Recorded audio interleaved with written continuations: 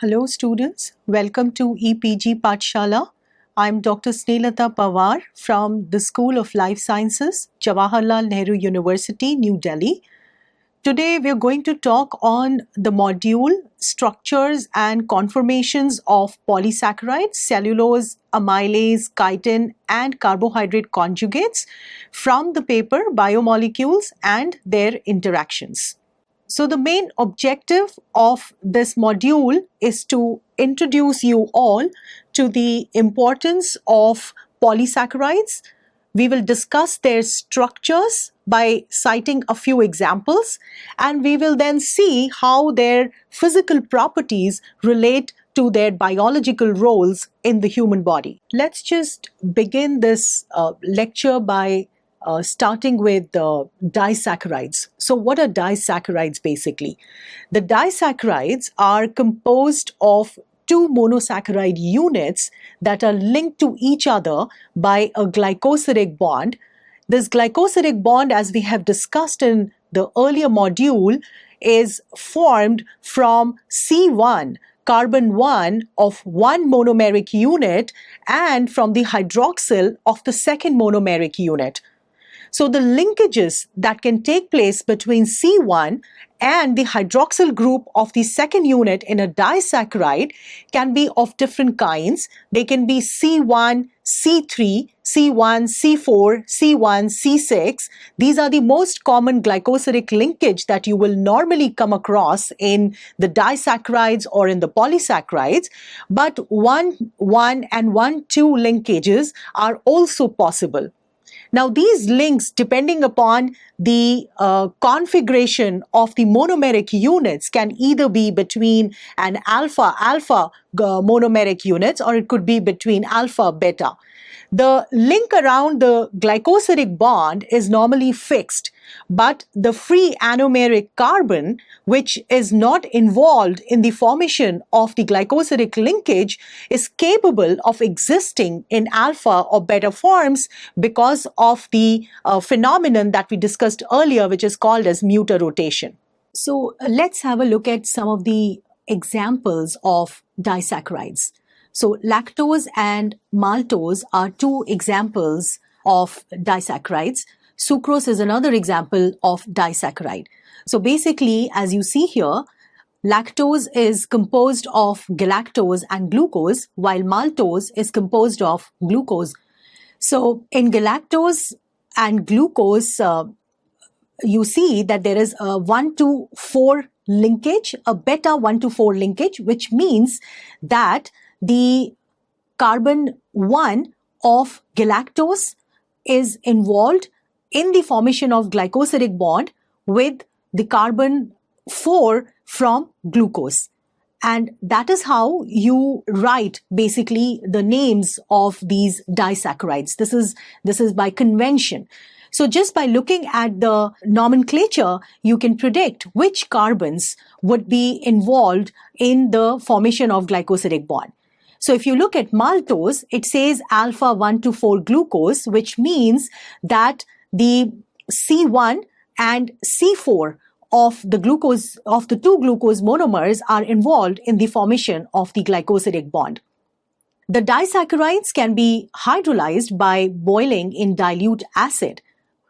And so what happens is, in this disaccharides, as you see in both lactose and maltose, that the anomeric carbon of one monomer is involved in the formation of the glycosidic bond, while the anomeric carbon in both lactose and maltose on the other monomeric unit is free. So the sugar is said to be reducing if the anomeric carbon is not involved in the formation of the glycosidic bond. So if we go by this definition, we can see that both lactose and maltose are reducing sugars because they have a free anomeric carbon on one of the monomeric units. As opposed to these two disaccharides, sucrose, which is also a disaccharide of fructose and glucose, is considered a non-reducing sugar, because the anomeric carbon on sucrose is not free in the fructose or in the glucose monomeric units.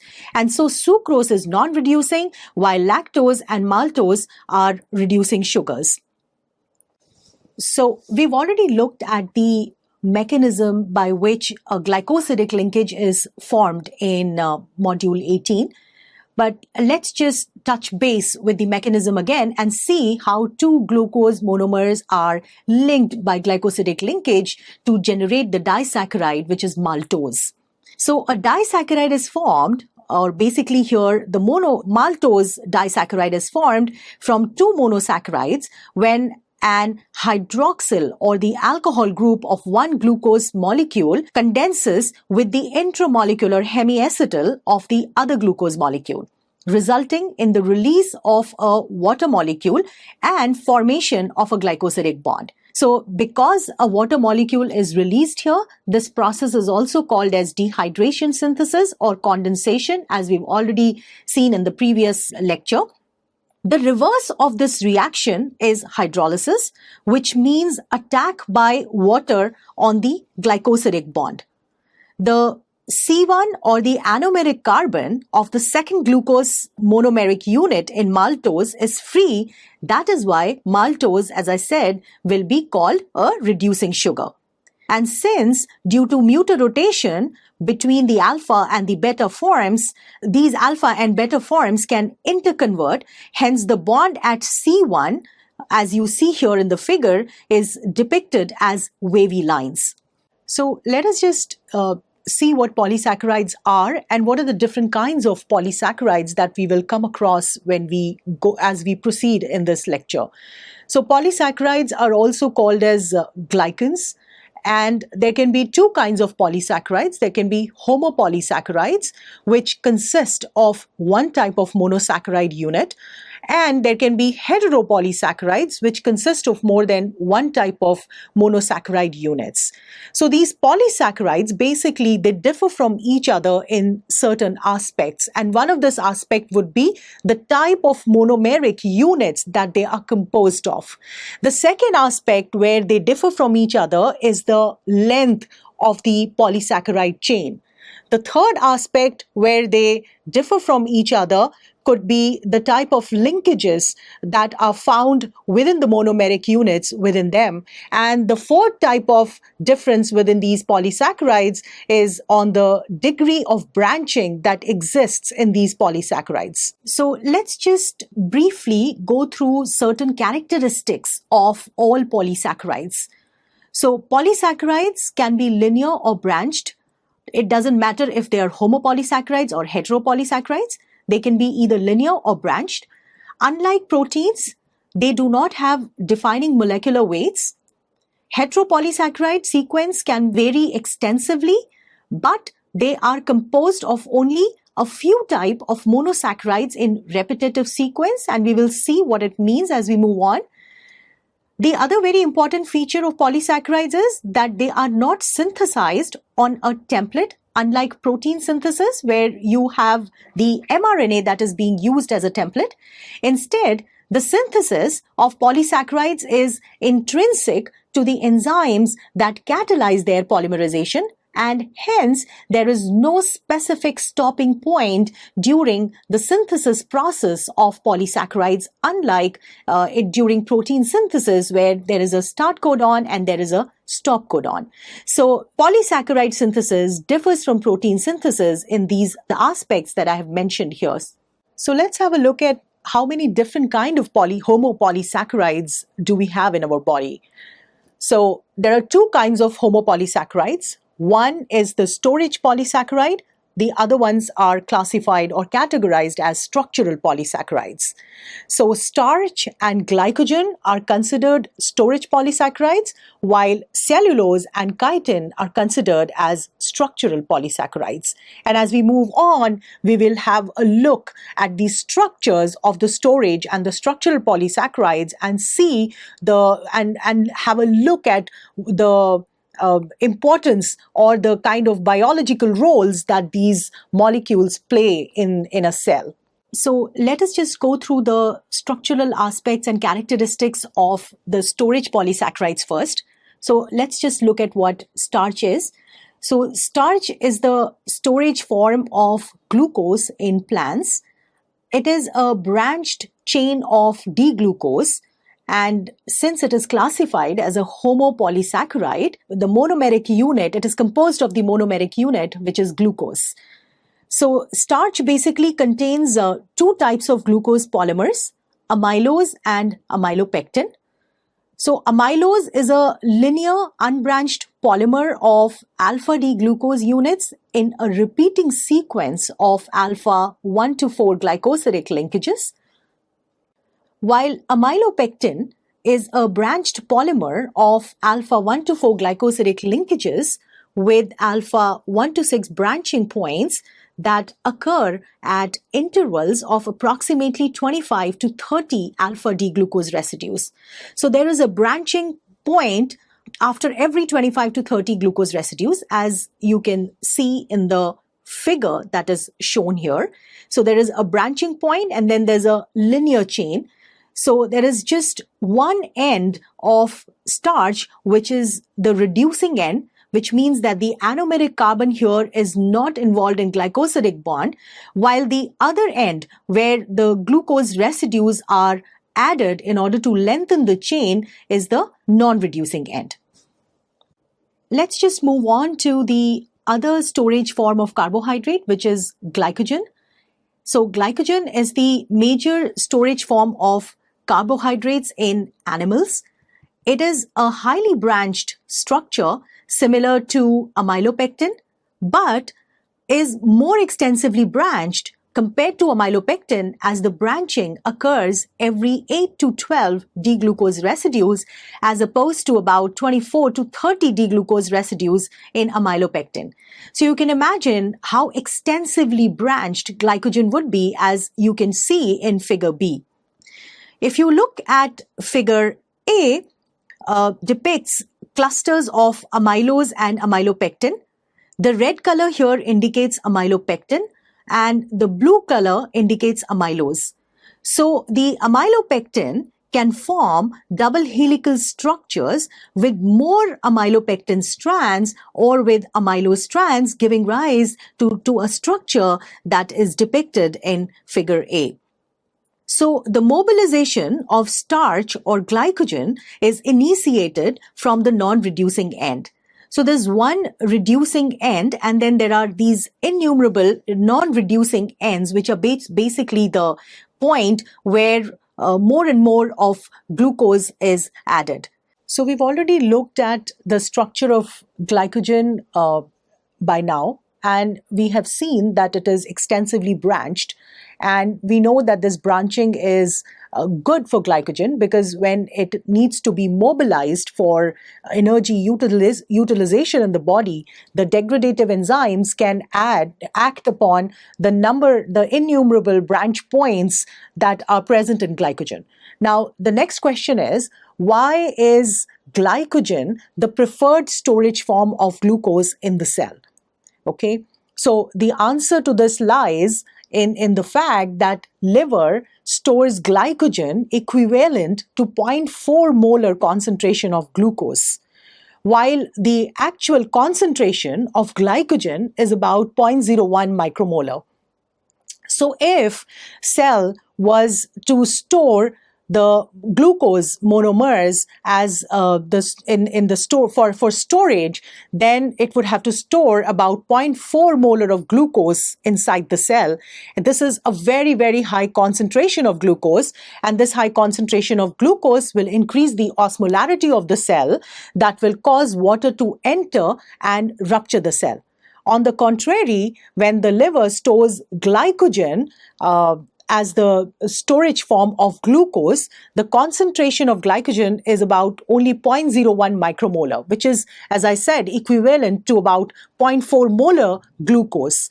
Since glycogen is relatively insoluble and it contributes very little to the osmolarity of the cytosol, the osmolysis that you will see when you're storing 0.4 molar of glucose is avoided when the cell stores glycogen as the storage form. Another advantage, as I've already mentioned, is that it is easily mobilizable source of energy because of its extensive branching. So the degradative enzymes get to act upon the number of branches that glycogen has, and they do so. They start breaking glycogen at all these branches simultaneously, and so the mobilization of glycogen is much quicker. Let's just now move on to the different examples of structural polysaccharides. So one of the structural polysaccharide is cellulose, which is a fibrous, tough, water-insoluble substance and is an important constituent of the plant cell wall. It is a linear, unbranched homopolysaccharide of D-glucose, where the glucose monomers are linked by a beta-1 to 4 glycosidic linkage. Vertebrates lack the enzymes that can hydrolyze this beta-1 to 4 linkage of cellulose and hence are unable to digest cellulose. Herbivores, on the other hand, are able to digest cellulose because they contain symbiotic microorganisms in their gut that secrete celluloses, which can basically hydrolyze the beta-1 to 4 glycosidic linkage. So you can see the structure of cellulose here. So the monomeric unit is glucose, like I said, and the linkage is beta-1 to 4 glycosidic linkage. Now, one important difference between starch and cellulose is that in cellulose, the glucose residues have the beta configuration, while in starch, they are in alpha configuration. And because of this feature, cellulose and amylose have very different structures and physical properties in spite of having glucose as the monomeric unit. Chitin is another example of a structural polysaccharide, which is a linear homopolysaccharide composed of N-acetyl-glucosamine residues joined by beta-1 to 4 linkages. The only chemical difference from cellulose is the replacement of the hydroxyl group at C2 with an acetylated amino group, as you can see in the structure that's shown here. Chitin is important because it is the structural component of the exoskeleton of insects and crustaceans. It is the second most abundant polysaccharide after cellulose in nature. And you can just imagine the abundance if you look at how much chitin is produced per year. So 1 billion chitin is produced per year in the biosphere, making it the second most abundant polysaccharide after cellulose in nature. So we have already by now seen how compact the polysaccharide structures are. So what determines the folding in these homopolysaccharides? The three-dimensional structures of the homopolysaccharides are stabilized by weak interactions such as hydrogen bonds, hydrophobic and van der Waals interactions, and in polysaccharides that contain charged subunits, an additional interaction like the electrostatic interaction also helps in stabilizing the three-dimensional structure. Now, since polysaccharides have a number of hydroxyl groups, hydrogen bonding plays a vital role in stabilizing this structure. So cellulose, glycogen, and starch, we know all of them are composed of glucose. And since we know that six-membered sugars can attain the pyranose form, we can say that they're all composed of pyranoside subunits, as you can see in figure A here. So the glycosidic bond, which is formed between carbon of one monomer and carbon of the other monomer, the pyranoside rings are basically free to rotate around the carbon-oxygen single bond. But this rotation limited because of steric hindrance because of the substituents that are present on these pyranoside subunits. So let us just have a look at what these steric hindrance from where does the steric hindrance come from, and what determines the limitation in rotation around the carbon-oxygen single bond. Three-dimensional structures of these polysaccharides can be described in terms of the dihedral angles phi and psi about the glycosidic bonds. So what are the decisive factors that will determine the phi and psi angles? The decisive factors are the bulkiness of the pyranose ring and its substituents and electronic effects at the anomeric carbon. These parameters will place constraints on the movement around the phi and psi angle about the glycosidic bond, therefore making certain conformations more stable than the others. So as you can see here, the tightly coiled helix is the most stable three-dimensional structure for starch and glycogen. This helix is stabilized by extensive interchain hydrogen bonds, which is also basically responsible for producing the dense granules of starch or glycogen in cells. So the helical structure of cellulose has about 6 residues per turn. So for amylose, the core of the helix is a perfect fit for iodine, which is why iodine is used for qualitative test for amylose. So iodine, when reacting with amylose, gives an intensely blue complex, and so it is a qualitative test for amylose. The most stable conformation for cellulose is the one, as you can see here, where each chair is turned 180 degrees relative to its neighbors, yielding a straight extended structure.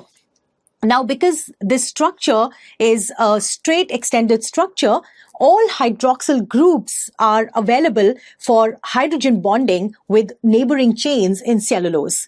So these chains, basically cellulose chains, stack over one another and are stabilized by interchain and intrachain hydrogen bonding. So altogether, this structure then generates straight supramolecular fibers of great tensile strength, justifying the role of cellulose as a structural molecule in the cells. Let's now move on to the heteropolysaccharides and start with the glycose aminoglycans as one of the examples of heteropolysaccharides. So glycose aminoglycans, or GAGs in short, are important constituent of the extracellular matrix. These are negatively charged molecules, they are unbranched, and they are unique to animal and bacteria. So they're composed of repeating disaccharide units of an acidic sugar, which is uronic acid, such as glucuronic acid. And this acidic sugar monomeric unit alternates with an amino sugar, which could be N-acetyl-glucosamine or N-acetyl-galactosamine. Now, because these molecules are charged, they are sulfated, so they are charged. Because of the presence of these charged sulfated groups, these molecules attain an extended conformation in solution, forming a rod-like helix that provides maximum separation between the negatively charged sulfate groups. Specific pattern of sulfated and non-sulfated sugar residues are recognition sites for a variety of protein ligands on these glycosaminoglycans. Hyaluronic acid is one example of a GAG. It is an important component of connective tissue, synovial fluid, and vitreous humor of the eye. It is composed of about 50,000 repeating disaccharide units of D-glucuronic acid and N-acetyl D-glucosamine linked by a beta 1-3 linkage as shown in the figure here. Hyaluronic acid forms clear viscous solution that enables it to act as shock absorber and lubricant in the synovial fluid of the joints. The enzyme hyaluronidase hydrolyzes hyaluronic acid. So this enzyme can actually cleave the beta 1-3 linkage and is responsible for hydrolyzing hyaluronic acid. Besides hyaluronic acid, there are other GAGs that are also present in the connective tissue and play a very important biological role. So these other GAGs are chondroitin sulfate, dermatan sulfate, keratin sulfate, and the structures of all these GAGs are shown on the right. There is a difference between hyaluronic acid and these other GAGs, and the differences are that the other GAGs are shorter polymers compared to hyaluronic acid. These GAGs are linked to specific proteins and they give rise to the glycoconjugate called proteoglycans. One or more monomeric unit in these GAGs will differ from hyaluronic acid. So chondroitin sulfate is important because it provides a tensile strength to cartilage, tendons, etc.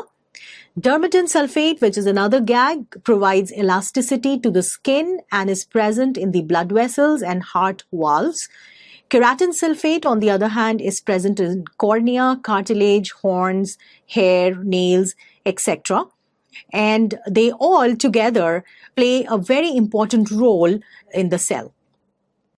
Heparin is another example of a GAG, and it differs from the other GAGs in the sense that it is not a constituent of any connective tissue. Instead, it occurs exclusively in the intracellular granules of the mast cells that occur in the arterial walls. Heparin, we all know, is used as an anticoagulant. It is a highly negatively charged molecule, and because of this highly negative charge on itself, it is able to bind to antithrombin, and this complex of heparin and antithrombin is then able to bind to the protease, which is thrombin, that is essential for blood clotting.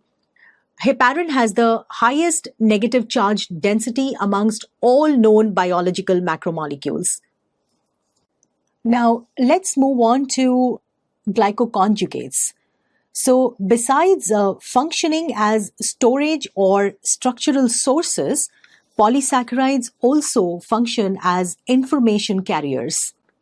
And how do they function as information carriers? They are able to function as information carriers in the form of glycoconjugates, which means that the information carbohydrate is covalently joined to a protein, as in the case of proteoglycan or glycoprotein, or the carbohydrate is joined to a lipid such as glycolipid. So these glycoconjugates serve different functions, and some of these functions are listed here. So, for example, these glycoconjugates provide communication between cells and the extracellular milieu, while some other will label proteins or tag proteins for transport to and localization in specific organelles. These carbohydrates in these glycoconjugates also serve as recognition sites for extracellular signaling molecules such as growth factors or parasites. We know that a carbohydrate-rich layer surrounds the cell, and this carbohydrate-rich layer is called as glycocalyx, which is again very important for the cell. Besides that, these molecules also are central players in cell-cell recognition, wound healing, blood clotting, etc. Now, let's move on to these different classes of glycoconjugates and begin with proteoglycan first, and then see what function this proteoglycan serves, and then we'll move on to glycoproteins and the different kind of glycoproteins that exist in the cell. So proteoglycans are classified as glycoconjugates. These are macromolecules that are found in the extracellular matrix in which proteins are covalently joined to the glycosaminoglycans.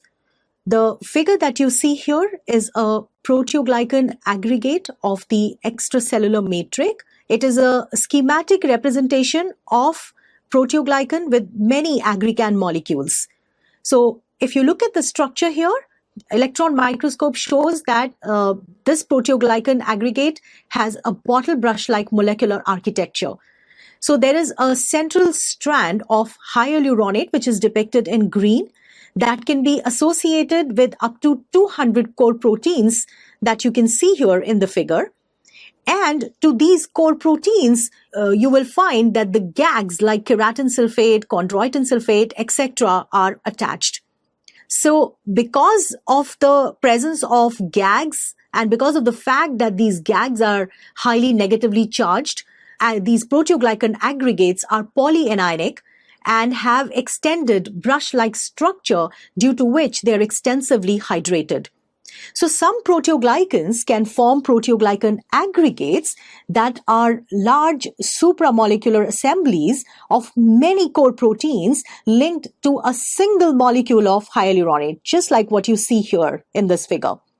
So aggrecan core protein basically consists of multiple chains of chondroitin sulfate and keratin sulfate joined to the core protein, which in turn is joined to the hyaluronic acid backbone, resulting in an aggrecan monomer.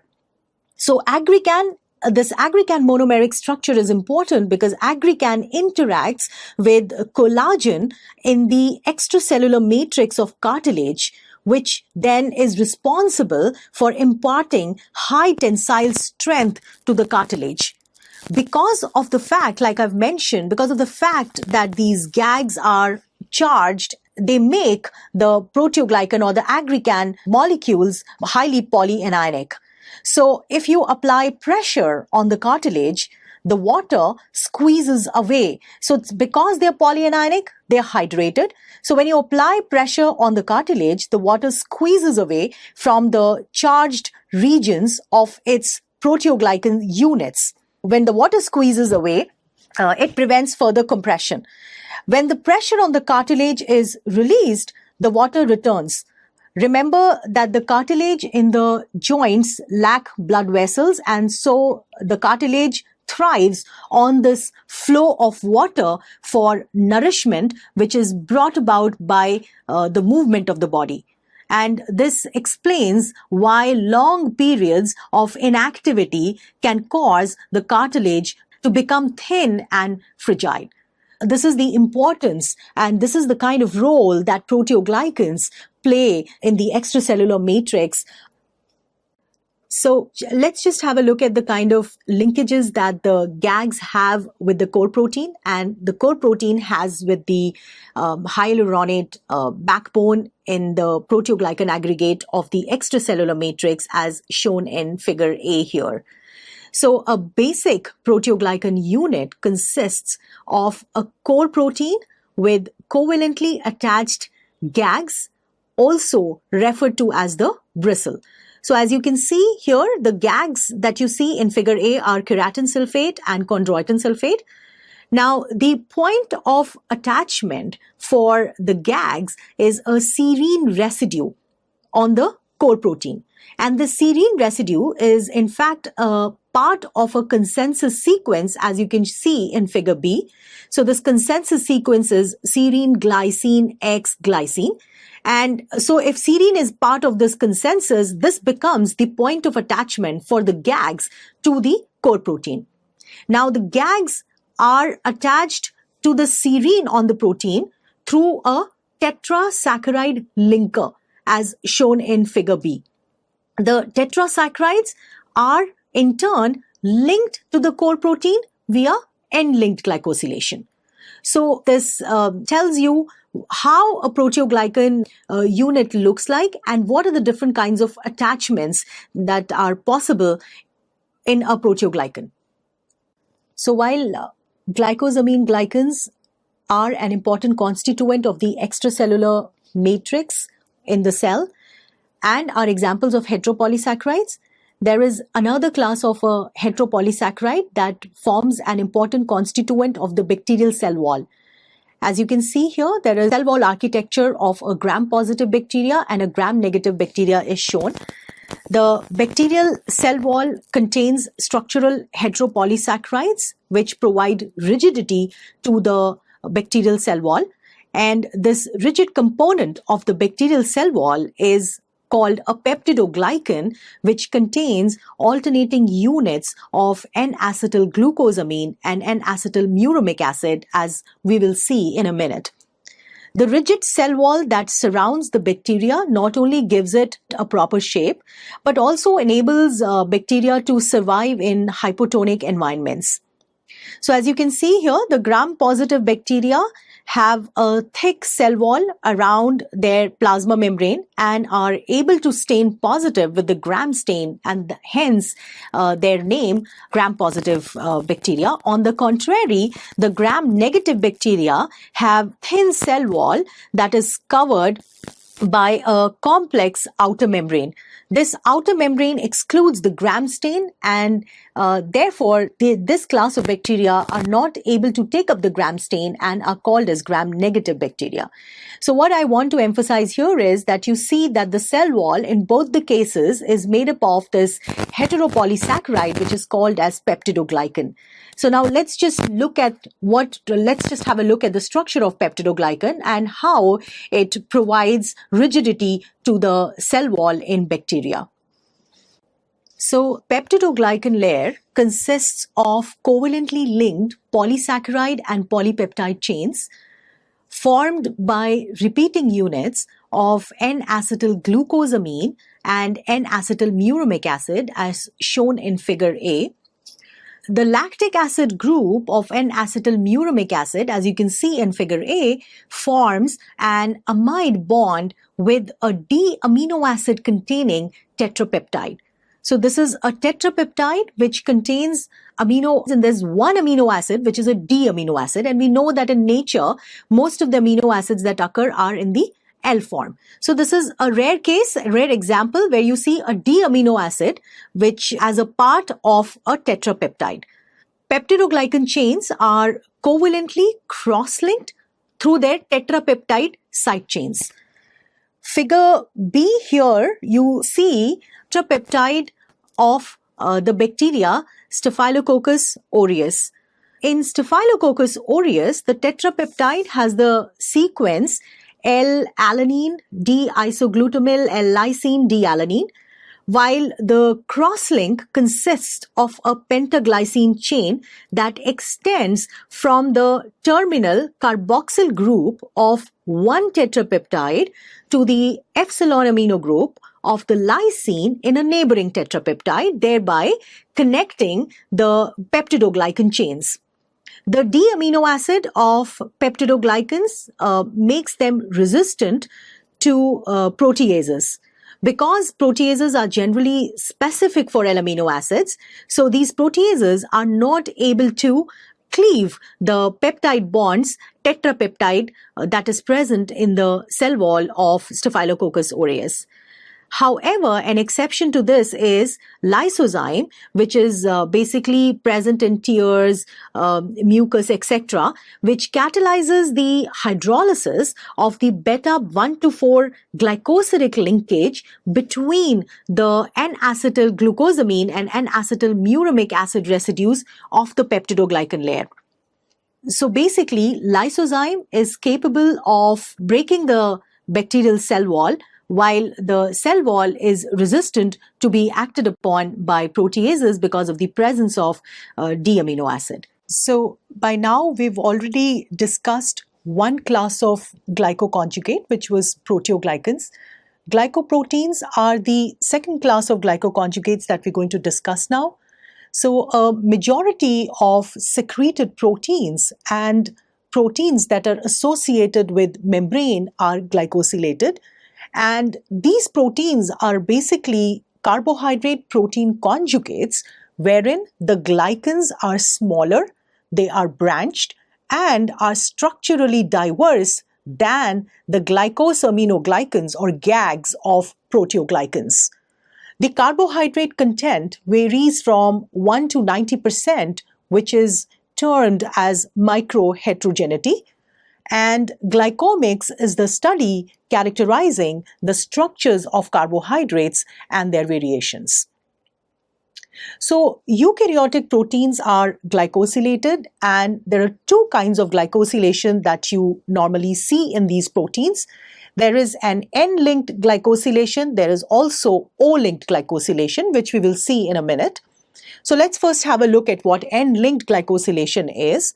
N-linked glycosylation occurs through asparagine residues of the protein, and this asparagine residue is a part of a consensus sequence in the protein. N-glycosylation occurs co-translationally on the growing chain of polypeptide synthesized by ribosomes associated with ER. So which means that while the protein is being synthesized, the modification or the addition of carbohydrates is taking place simultaneously. And that's what we term as co-translationally. The further steps of addition of carbohydrates then occur in the ER and Golgi apparatus, including removal of some sugars in these organelles. And then additional monosaccharide residues are added by action of specific glycosyl transferases in Golgi apparatus. So let's just have a look at how N-linked oligosaccharides are synthesized. As I've already mentioned, that N-linked oligosaccharides are linked to the protein through an asparagine residue. The addition of oligosaccharides, N-linked oligosaccharides, takes place co-translationally. So here you see different steps that take place when an N-linked oligosaccharide is being synthesized. So to begin with, the synthesis of N-linked oligosaccharide begins by the addition of 14 sugar residues on the asparagine of a growing polypeptide chain. As you see here in step 1, you see that there are 14 sugar residues that have been added, and this is basically the initiation process for the synthesis of N-linked oligosaccharide. Some of the sugars are then removed in the ER lumen, and this removal continues in the Golgi apparatus, after which additional monosaccharides are added by specific glycosyl transferases in the Golgi apparatus. As you can see here, the further trimming and addition of other sugars yields a variety of N-linked oligosaccharide. Hence, there is a great degree of diversity among the N-linked glycoproteins. So in addition to N-linked oligosaccharides, as I've mentioned before, there's also O-linked oligosaccharides. And how do they differ from the N-linked glycosylated proteins? So O-linked oligosaccharides are attached to serine or threonine residues of the protein as opposed to asparagine residue for N-linked oligosaccharides. If you remember, O-glycosylation occurs post-translationally, while we've seen that N-linked glycosylation occurs co-translationally. O-glycosidic attachment involves the disaccharide core beta-galactosyl 1,2,3 alpha and acetyl galactosamine linked to the hydroxyl group of serine or threonine. So this disaccharide that we've mentioned here forms the core to which more sugar residues are added and the chain is lengthened.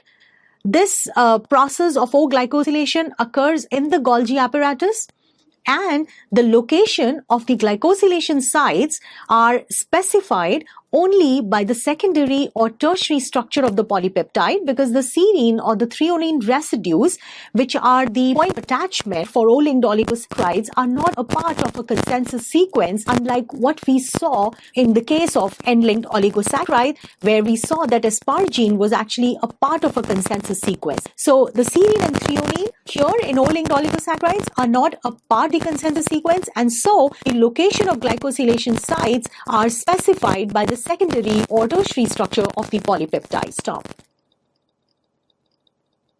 We've already mentioned that oligosaccharide component in the glycoconjugate acts as the information carrier. So this slide just summarizes the different kinds of functions that oligosaccharides perform when they are part of a glycoconjugate like glycoproteins. So basically, oligosaccharides and glycoproteins determine structure, function, and mediate recognition events. So if you look at the structural role of these oligosaccharides, so these oligosaccharides, they are attached to protein sequence at regions that form surface loops or turns. And because these oligosaccharides are hydrophilic in nature, they project away from proteins, thereby creating a shield around the protein surface. And because this shield is created by these oligosaccharides, the protein surface is protected from proteolysis. Now, these oligosaccharides also help in stabilizing the protein structure, because These oligosaccharides are highly mobile and they are flexible. So these oligosaccharides help in stabilizing the folded conformation of protein by reducing the backbone flexibility. In particular, the O-linked oligosaccharide, which are usually found clustered in heavily glycosylated segments of a protein, play a very important role in stabilizing the protein structure. The other aspect where these oligosaccharides are important in glycoprotein is that they mediate recognition events. They carry more biological information than proteins or nucleic acid because they can attain conformations, varied conformations, and innumerable conformations in different combinations as opposed to proteins or nucleic acid. So all cells are coated with glycoconjugates. And an additional proof that cell surface carbohydrates are important for recognition comes from the fact that there are specific compounds called lectins that specifically bind to carbohydrates. So lectins are present on the surfaces of cells and they can recognize monosaccharides in particular linkages to other sugars in an oligosaccharide. Selectin mediates attachment between leukocyte and endothelial cells via selectin oligosaccharide interaction, and this interaction is very important for the cell. The ABO blood group antigens are also oligosaccharide components of glycoproteins and glycolipids, and they're present on the surface of an individual cells and are very important for determining the blood group of a human. So basically, these are different roles that oligosaccharides in glycoproteins are able to perform. So with this, we have come to the end of this lecture module. And now let's just summarize what we have learned in this module. Stop. So let us just summarize what we have learned in this module now. So monosaccharides link through glycosidic linkages to generate polysaccharides. Cellulose and chitin are examples of structural polysaccharides with rigid and extended structures and with beta-glycosidically linked glucose residues. Starch and glycogen, on the other hand, are storage polysaccharides, we've already seen that, with alpha-glycosidically linked glucose residues. The glycosaminoglycans or GAGs are unbranched polysaccharides that consist of repeating units of uronic acid and amino sugars that are often sulfated, making them highly charged molecules. Proteoglycans are components of the extracellular matrix and they consist of higher uronate with attached core proteins, and we've already seen how extensive a structure is formed for the proteoglycans. Steric factors and hydrogen bonding determine polysaccharide folding. Proteoglycans and glycoproteins are glycoconjugates important for various functions.